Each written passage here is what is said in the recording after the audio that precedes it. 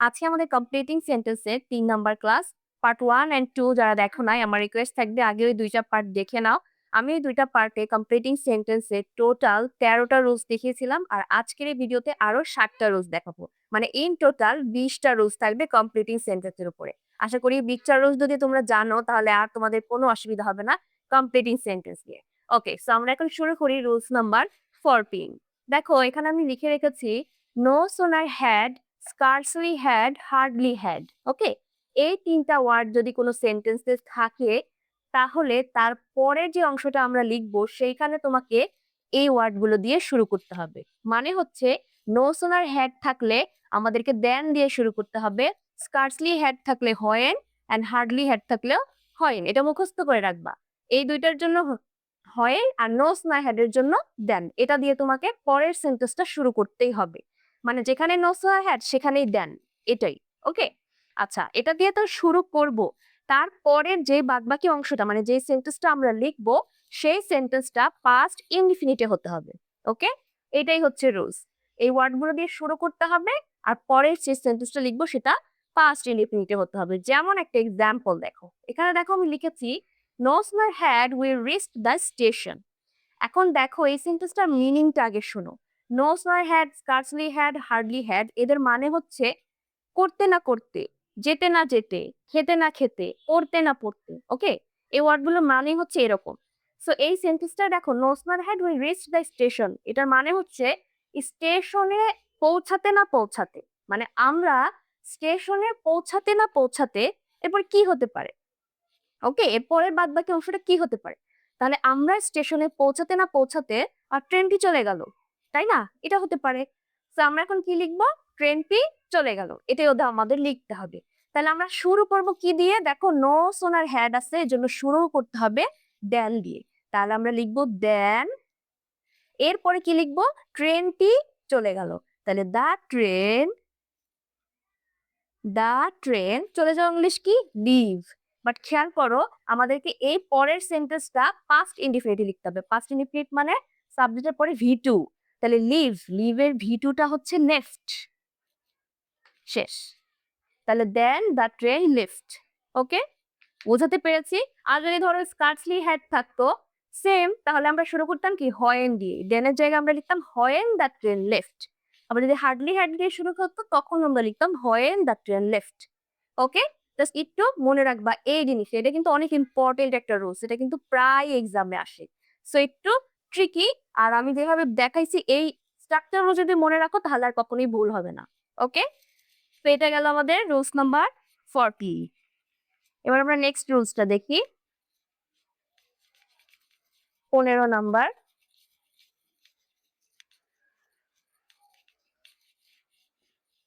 ওকে, 15 রুলসটা হচ্ছে relative pronoun নিয়ে। Relative pronoun. Okay, so relative pronoun কোনটা কোনটা? রিলেটিভ প্রোনাউন হচ্ছে who, which, whom, whose, that. Okay, আচ্ছা, এগুলোকে রিলেটিভ প্রোনাউন আমরা কেন বলতেছি? দেখো হু, হুইচ, তারপরে হোম, এগুলো ডাবলএস কোয়েশ্চেন। এগুলো দ্বারা কি কোয়েশ্চেন করা বোঝায়। যখন এগুলো কোনো সেন্টেন্সের শুরুতে থাকে, যেমন হু আর ইউ, তুমি কি কোয়েশ্চেন করা বোঝাচ্ছে না? বাট যখন এই ওয়ার্ড গুলো তোমার সেন্টেন্সের মাঝখানে থাকে, এই ওয়ার্ড গুলো যদি মাঝখানে থাকে তখন ওগুলাকে আমরা রিলেটিভ প্রোনাউন বলি। আর তখন এদের মিনিং গুলাও চেঞ্জ হয়ে যায়। তো সেই মিনিং অনুযায়ী তোমাকে পরের পার্টটা লিখতে হবে। যেমন কি? যেমন ধরো আমি যদি একটা এক্সাম্পল লিখি, I saw the man who. Okay, just এতটুকুই আছে। I saw the man who, এরপরে টুকু তোমাকে লিখতে হবে। আচ্ছা, এখন এটার মিনিংটা দেখো। আই স দ্য ম্যান, আমি লোকটিকে দেখেছিলাম। হু মানে কি? কে, তাই না? তাহলে এটার মিনিং কি হলো? আমি একটা লোককে দেখেছিলাম, কে? কোনো মিনিং হলো না। এখন এই হু কিন্তু এই সেন্টেন্সের মাঝখানে, যেহেতু পরেও কিছু থাকবে আগেও কিছু আছে, তাহলে এই হুটা কি সেন্টেন্সের মাঝখানে, যেহেতু এজন্য এটা এখন রিলেটিভ প্রোনাউন। মানে ও দুইটা অংশকে একত্র করবে। কিভাবে? এই হু মানে কিন্তু এখন আর কে হবে না, এই হু মানে এখন হয়ে যাবে যে। মিনিং পাল্টে যাবে যখন এই ওয়ার্ড গুলো রিলেটিভ প্রোনাউন হিসেবে ইউজ হবে, এদের অর্থটাই পাল্টে যাবে। তাহলে কি হবে? আমি একটা লোক দেখেছিলাম যে, যে কি করতেছিল? মানে আমি একটা লোককে দেখেছিলাম যে কিনা কিছু একটা করতেছিল, হতেই পারে। যেমন কি? যেমন was who was catching fish. ওকে?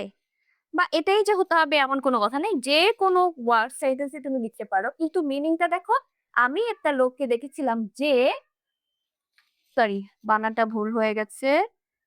যে মাছ ধরতেছিল। ওকে?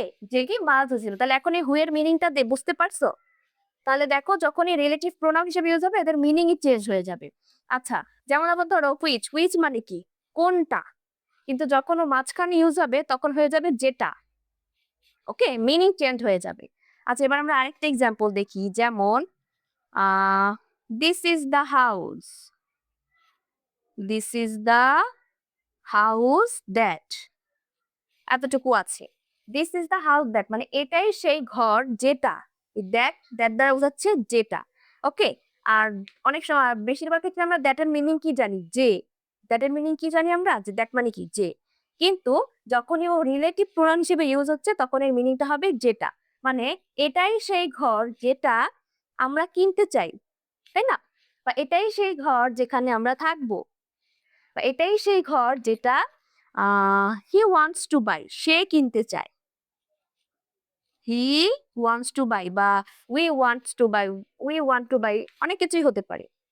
তো তোমাকে জাস্ট এই মিনিং গুলা একটু মনে রাখতে হবে যে যখন রিলেটিভ প্রোনাউন হিসেবে ইউজ হবে তখন এদের মিনিং গুলা কি হবে? চেঞ্জ হয়ে যাবে। ওকে? আশা করি বোঝাতে পেরেছি আমি রিলেটিভ প্রোনাউন। একটু প্র্যাকটিস করলে তখন এমনিই মনে থাকবে। যত বেশি প্র্যাকটিস করবা তত বেশি তোমাদের মনে থাকবে, মুখস্থ করতে হবে না। ওকে, সো এবার আমরা নেক্সট দেখি।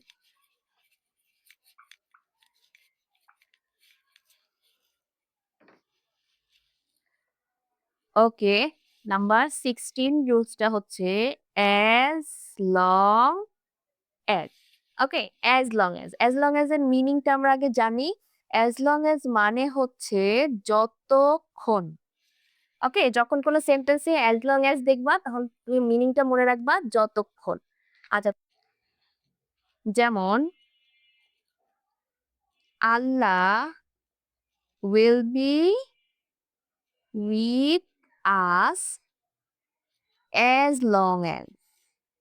ওকে, ধরো এই সেন্টেন্সটা দেয়া আছে Allah will be with us as long as. এটার মিনিংটা কি? আল্লাহ আমাদের সাথে থাকবে যতক্ষণ। অ্যাজ লং এজ এর মিনিং হচ্ছে কি? যতক্ষণ। তাহলে তুমি যদি মিনিংটা জানো এরপরে তুমি নেক্সট পার্টটা লিখতে পারবে। সো আল্লাহ উইল বি মানে আল্লাহ আমাদের সাথে থাকবে যতক্ষণ। যতক্ষণ কি? মানে যতক্ষণ আমরা ধৈর্য ধরবো বা যতক্ষণ আমাদের লক্ষ্য সৎ থাকবে বা যতক্ষণ আমাদের চেষ্টা থাকবে, অনেক কথাই হতে পারে। কিন্তু তোমাকে তো মিনিংটা আগে জানতে হবে। সো আমরা কি লিখতে পারি? আল্লাহ will be with us as long as our aim is honest। মানে আমাদের লক্ষ্য যদি সৎ থাকে, মানে যতক্ষণ আমাদের লক্ষ্য সৎ থাকবে আল্লাহ আমাদের সাথে থাকবে। ওকে, সেই মিনিংটা খালি মনে রাখবা। as long as মানে হচ্ছে যতক্ষণ।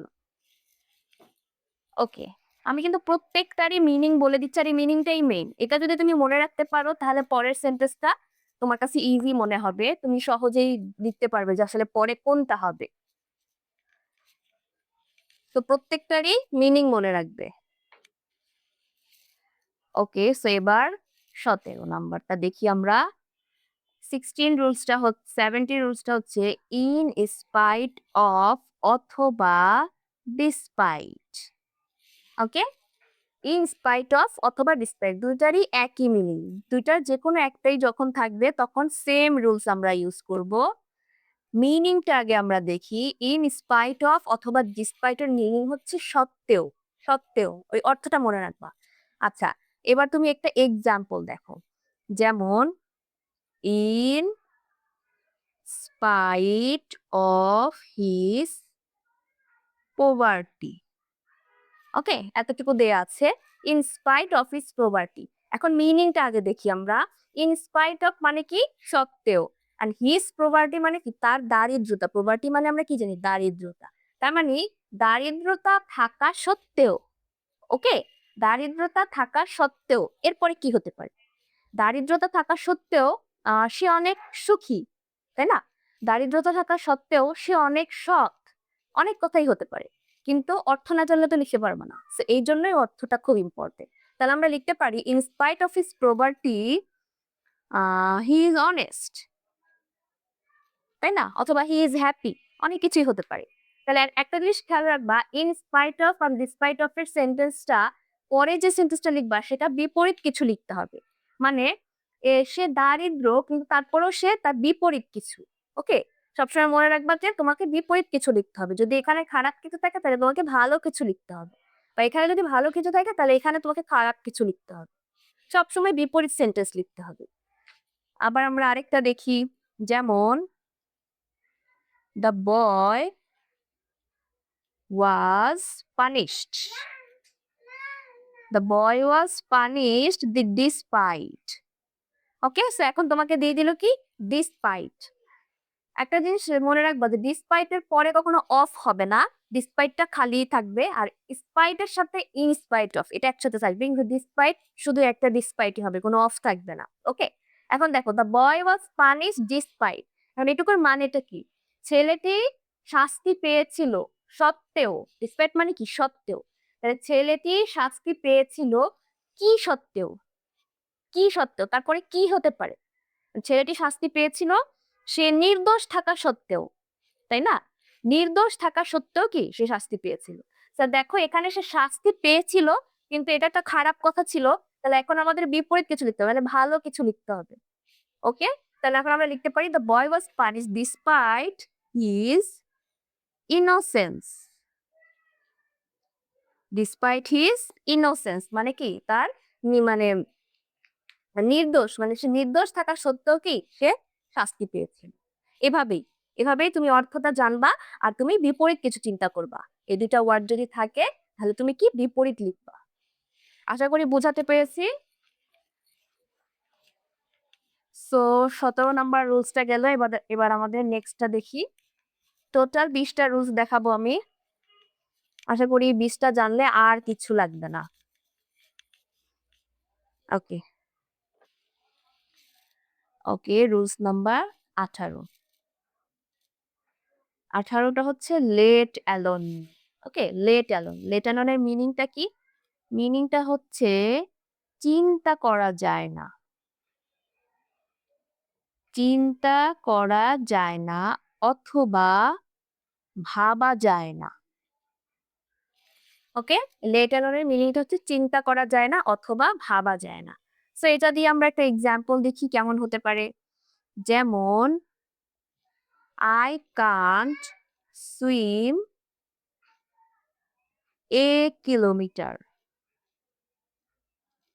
Late alone. ওকে, এতটুকু তোমার দেয়া আছে। I can't swim, swim, I can't swim a kilometre let alone. এখন এটা মিনিংটা আগে জানো, যে আমি 1 কিলোমিটার সাঁতার কাটতে পারি না, তাই না? প্রথমটার মিনিং হচ্ছে কি? আমি 1 কিলোমিটার সাঁতার কাটতে পারি না, লেট অ্যালোন চিন্তা করা যায় না। চিন্তা করা যায় না কি হতে পারে? যে আমি 1 কিলোমিটার সাঁতার কাটতে পারি না, চিন্তা করা যায় না 10 কিলোমিটার, তাই না? এরকম কিছু আমরা লিখতে পারি না? চিন্তা করা যায় না 10 কিলোমিটার্স। জাস্ট তুমি কি করবা? মিনিংটা জেনে, লেট অ্যালোনের মিনিংটা জেনে পরে একটা মানে এমন একটা জিনিস লিখবা যেটা চিন্তাই করা যায় না। ওকে, এমন একটা জিনিস লিখে দিবা। সেটা একটা ছোট ভার্ব হতে পারে বা একটা ছোট অবজেক্ট হতে পারে, যাই হোক না কেন। ওখানে পুরো কমপ্লিট একটা সেন্টেন্সে লিখতে হবে এমন কোনো কথা নাই। জাস্ট তুমি কি করবা? এমন একটা জিনিস লিখবা যেটা চিন্তাই করা যায় না, লেট অ্যালোন যদি থাকে। যে আমি 1 কিলোমিটারই সুইম করতে পারি না, সাঁতার কাটতে পারি না, আর চিন্তা করা যায় না আবার 10 কিলোমিটার। ওকে, সেইভাবে হচ্ছে কি লেট অ্যালোনের মিনিংটা হচ্ছে এটা। তাহলে আশা করি বোঝাতে পেরেছি। আচ্ছা, এবার আমরা 19 নাম্বার রুলসটাও দেখে ফেলি। 19 নাম্বার রুলসটা হচ্ছে উড দ্যাট। উড দ্যাট অথবা আই উইশ।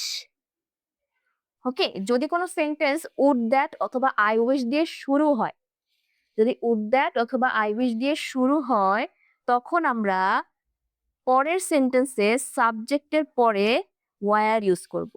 রুলস হচ্ছে এটা, যদি উড দ্যাট অথবা আই উইশ দিয়ে শুরু হয়। আচ্ছা, এই উড দ্যাট এবং আই উইশ এর মিনিংটা হচ্ছে এই দুইটা দ্বারা বোঝায় মনের কোনো ইচ্ছা, মনের কোনো আকাঙ্ক্ষা প্রকাশ করে এই দুইটা ওয়ার্ড দ্বারা। ঠিক আছে? যেমন কি ধরো, যেমন তোমার যদি দেয়া থাকে উড দ্যাট হি, এতটুকু দেয়া আছে তোমার উড দ্যাট হি। তো এখানে উড দ্যাট দ্বারা বোঝাচ্ছে মনের একটা ইচ্ছা। এই যে হি মানে কি সে, তো এই হি দিয়ে কিছু তোমাকে একটু লিখে দাও যেটা তুমি মন থেকে বলতে চাচ্ছ, মনের একটা ইচ্ছা। যেমন আম, যদি সে হি, কিন্তু যেটাই লেখো না কেন এই হি এর পরে তোমাকে ওয়্যার দিতে হবে রুলস অনুযায়ী। ওকে, সো হি ওয়্যার, ওয়্যারটা আমি দিয়ে দিলাম। এবার কি লিখতে পারি, would that he were alive today. মানে কি, মানে যদি সে আজ বেঁচে থাকতো, এটা কি একটা মনের ইচ্ছা তোমার, তাই না? বা আই উইশ যদি থাকতে উড দ্যাট এর পরিবর্তে আই উইশ, তখনও same, I wish he were alive today. আশা করতেছিলাম, মানে আমি আমার মনের ইচ্ছা প্রকাশ করতেছি যে সে যদি আজকে বেঁচে থাকতো, বা অনেক কিছুই হতে পারে, বা উড দ্যাট সে যদি আমাদের প্রেসিডেন্ট হতো। ঠিক আছে, তোমার মনের একটা ইচ্ছা তুমি এখানে বলবে, কিন্তু রুলস হচ্ছে সাবজেক্টের পরে ওয়্যার ইউজ করতে হবে, এটাই হচ্ছে রুলস। আর এই দুইটা ওয়ার্ড মনে রাখবা, উড দ্যাট আর আই উইশ যদি শুরুতে থাকে, যদি সেন্টেন্সের শুরুতে থাকে, এটা মনে রাখবা। তো এই গেল আমাদের 19 নাম্বার রুলস। এবার লাস্ট ওয়ান, 20 নাম্বার, ওটা দেখালেই শেষ।